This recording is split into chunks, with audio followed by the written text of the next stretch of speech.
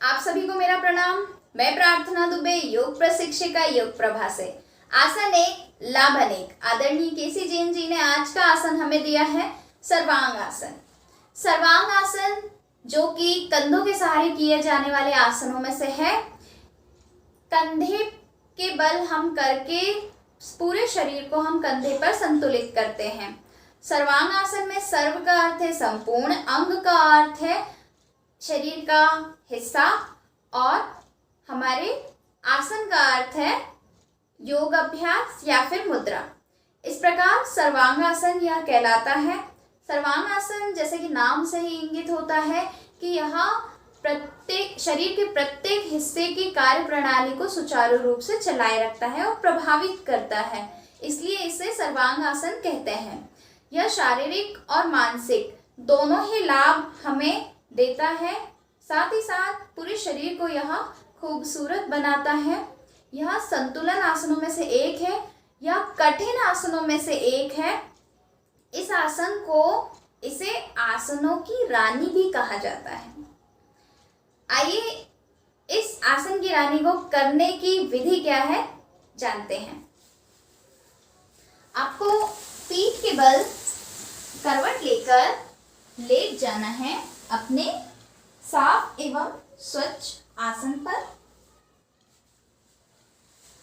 अब आप प्रथम स्थिति में आए, आपके हाथ पास में रहें आपके कमर के।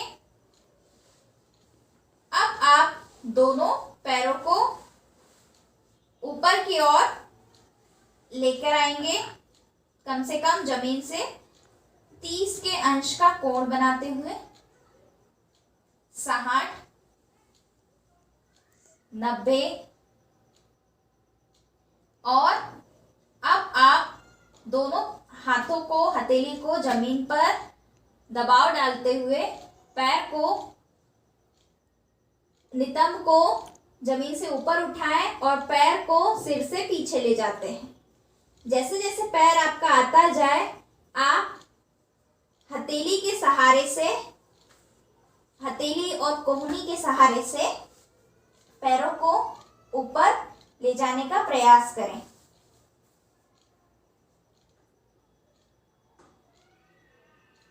सांसें सामान्य करें।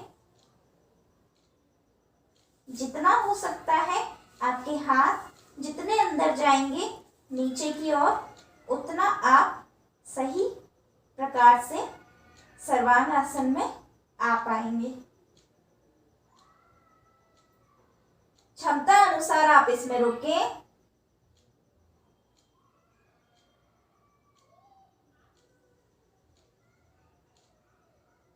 और धीरे से उसी अवस्था में धीरे धीरे लौटेंगे। लौटते समय ध्यान रखें नितंबों को हाथ से आप सहारा दीजिए, जिससे कि हम सही सलामत बिना चोट पहुंचे वापस आ जाएं। अब आप जैसे ही जमीन के समानांतर आपके पैर आ जाएं, तो आप धीरे धीरे जमीन पर हथेलियों का दबाव डालते हुए वापस आए। 90 अंश का कोण जमीन से, 60 अंश का कोण और 30 के अंश का कोण वापस आए। आने के बाद विश्राम करें। अब आप करवट लेकर वापस आ सकते हैं। उससे पहले एक और चीज आप कर सकते हैं कि आप गर्दन को थोड़ा सा दायां और बायां घुमा लें, यदि कोई दिक्कत आ रही है तो। अब आप करवट लेकर उठकर बैठें। यह था हमारा सर्वांग आसन। इसमें 2-3 चीजें और हैं कि ये मैंने आपको एक चक्र करके बताया है। यदि आपकी क्षमता और अच्छी है तो आप इसे 3 से 5 बार अभ्यास कर सकते हैं। और यह कि जब हम सर्वांग आसन में जाते हैं तो कोशिश करें कि अपनी चिंबुक यानी कि ठुड्डी को यहाँ पे जहाँ थायराइड ग्लैंड होती है वहाँ पे, मतलब छाती पर ऐसा आप दबाव डालेंगे कि आपको असर थायराइड ग्लैंड्स पर होगा, जो कि थायराइड के लिए लाभदायक होगा। तो इस आसन को करने के और भी बहुत सारे लाभ हैं, जिसे मैं आपको अब बताने जा रही हूँ। सर्वांग आसन सबसे पहले तो बालों के लिए बहुत अच्छा है ना, क्योंकि इसमें पूरे रक्त का प्रभाव हमारे जो है सिर की तरफ जाता है और पोषण का आवागमन बहुत अच्छे से होता है।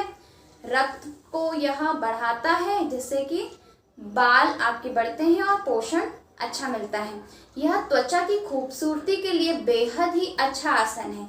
यदि आप त्वचा की खूबसूरती की समस्या आपको कोई आ रही है, उससे परेशान है, तो आप इस आसन को अपना लीजिए और अपने खूबसूरती के साथ साथ आप अपनी झुर्रियाँ कम कर सकते हैं। अपनी बढ़ती आयु को भी आप कुछ हद तक अपने पर नज़र ना आने दे सकते हैं और बहुत सारी चीज़ों में यह आपको हष्ट और पुष्ट रखता है।